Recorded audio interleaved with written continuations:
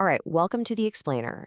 This is where we take these massive foundational texts and really try to break them down to see how they've shaped our world. So today, we are jumping headfirst into Matthew 27. And look, this isn't just a simple story.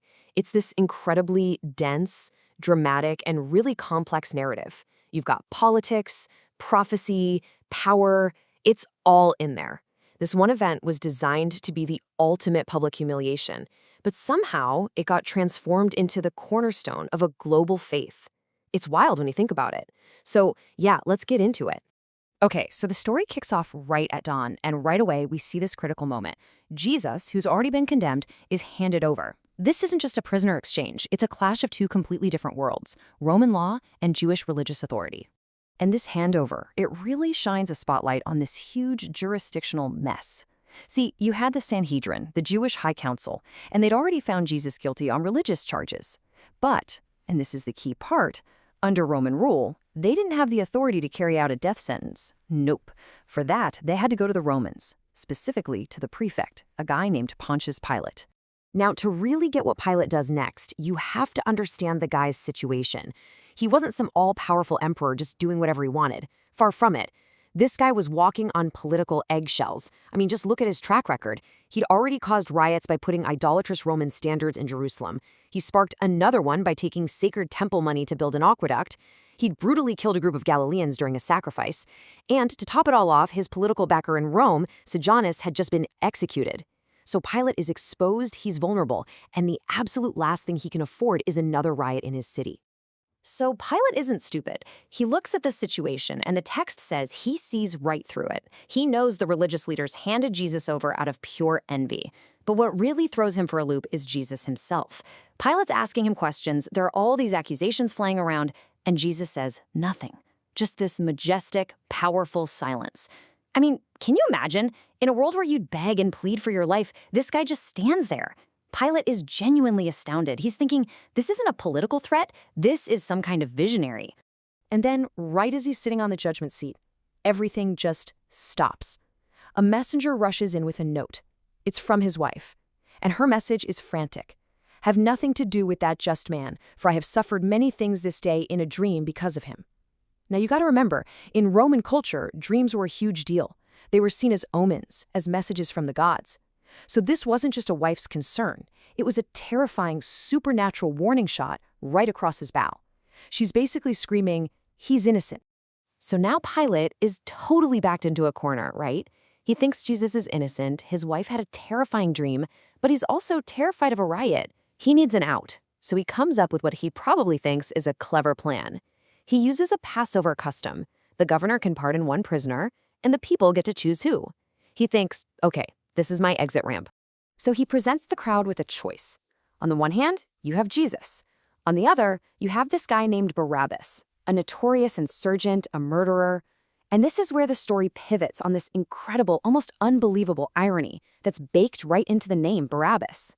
See, Barabbas in Aramaic literally means son of the father. So think about the choice here. It's just staggering. The crowd is literally being asked to choose between two sons of the father. You have Jesus, the true divine son of the Father, who's offering spiritual freedom through peace. And then you have Barabbas, the false earthly son of the Father, who's offering violent political liberation from Rome. The symbolism is just wow. But the chief priests have been working the crowd, getting them all stirred up, and they make their choice. They yell for Barabbas. Pilate is stunned. He asks them, well, what do you want me to do with Jesus? And then why? What evil has he done? And at that point, all logic just goes out the window. The crowd doesn't have a reason. All they have is a chant, this fanatical scream, let him be crucified.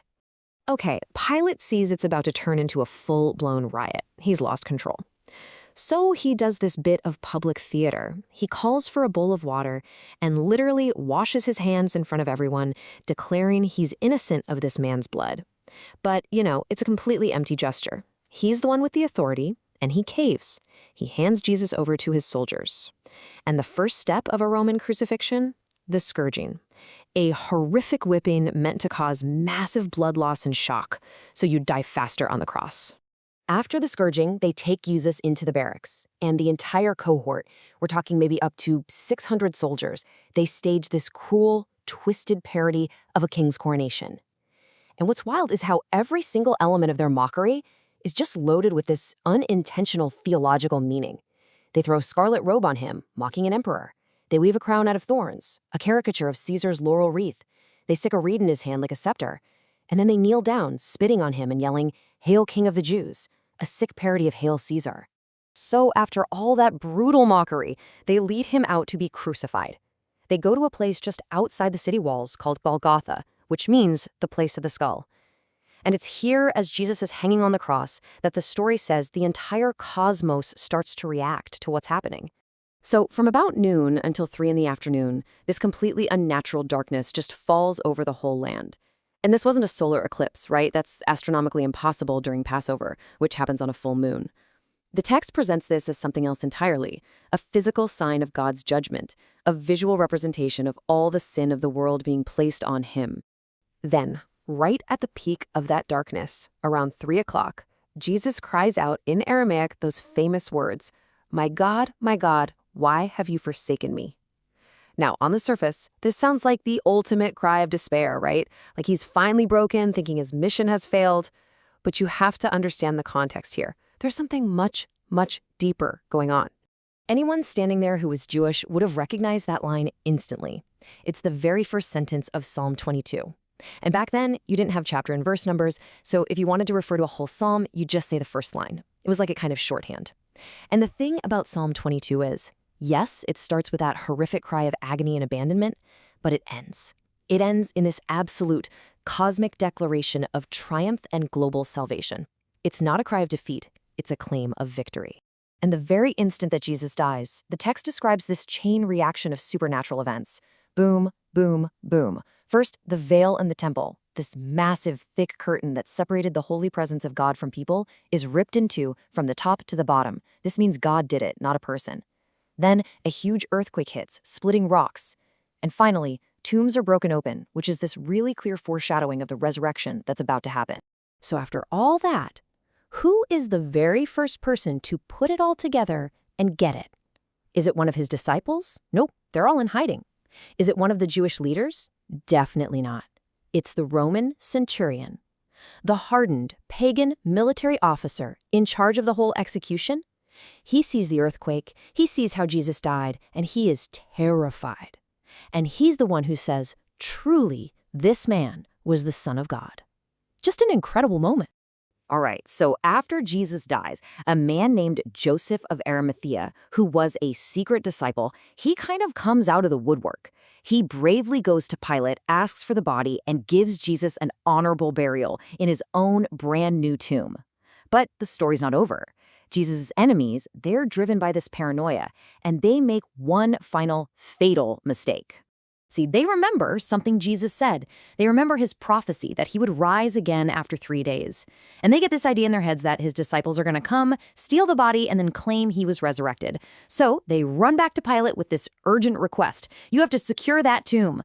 Pilate is probably just completely done with this whole mess at this point. He basically tells them, fine, go make it as secure as you know how.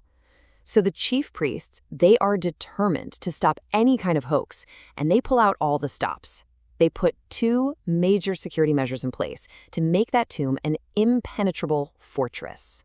So first, they get a Roman guard. We're talking a detachment of highly trained, heavily armed professional soldiers, and station them right at the tomb. Falling asleep on duty was a death penalty offense for these guys. Second, they stretch a cord across the stone and affix it with an official imperial Roman seal. Breaking that seal was a crime against the emperor himself, also punishable by death. They have now made it absolutely physically impossible for a little band of scared, scattered disciples to roll away a giant stone, fight off Roman soldiers, and steal a body without anyone noticing. And that right there, that is the beautiful, magnificent irony that closes out this whole chapter. By trying so desperately to stop a story from ever being told, did they accidentally write its most compelling chapter? In their paranoid attempt to guarantee that Jesus stayed dead and buried, his enemies inadvertently created the strongest possible evidence for the very thing they were terrified of, the resurrection. They sealed the tomb, and in doing so, they sealed the testimony.